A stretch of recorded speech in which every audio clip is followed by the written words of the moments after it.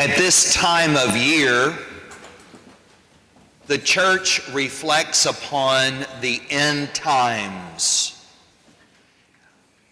It has this very reading about the stars falling and the sun not shining, the moon not giving off light.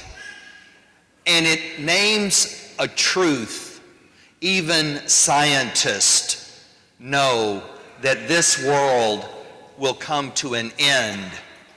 We don't know how many million, it might be more millions of years, but this physical world will come to an end sometime.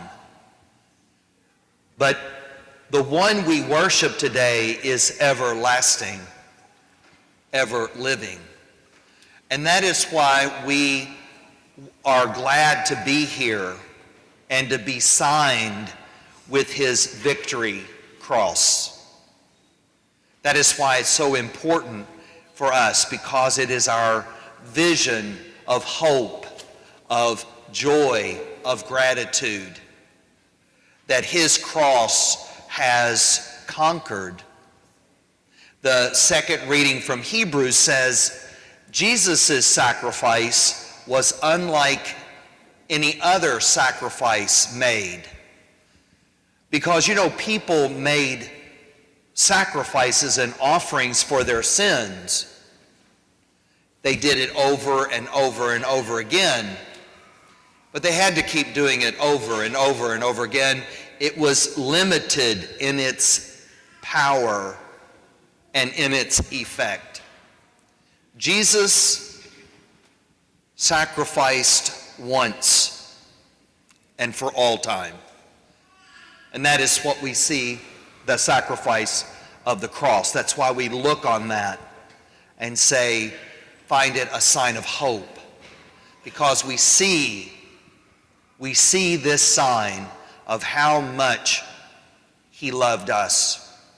And not only did he sacrifice himself, but he gives us his life forever.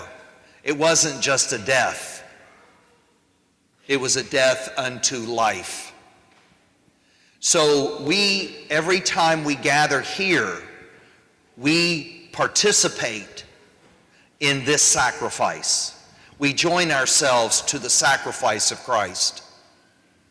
I always say that the power of Jesus' sacrifice saves people backwards and forwards. Those who are even yet born will be touched by his sacrifice. Isn't that good? And what about those who were born before him? Were they just out of luck? Sorry about your luck, you were born too early. God's grace doesn't extend to you. No.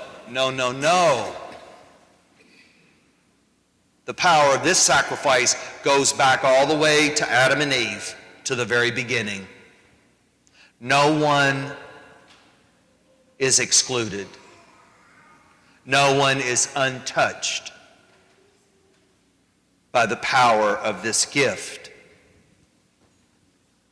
Now, it is important that we be connected to it and that we believe and trust ourselves to it and try to follow him.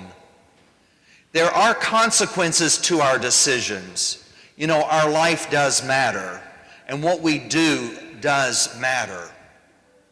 As Daniel, the prophet, said, some will rise to life and others to horror and disgrace. Does it matter what you do? Good or evil, does it matter at all? No difference? No difference? I'm speaking French now. For emphasis. Does make a difference, doesn't it? Our life, our choices do make a difference. But what could we do without him and his help and his mercy, by the way?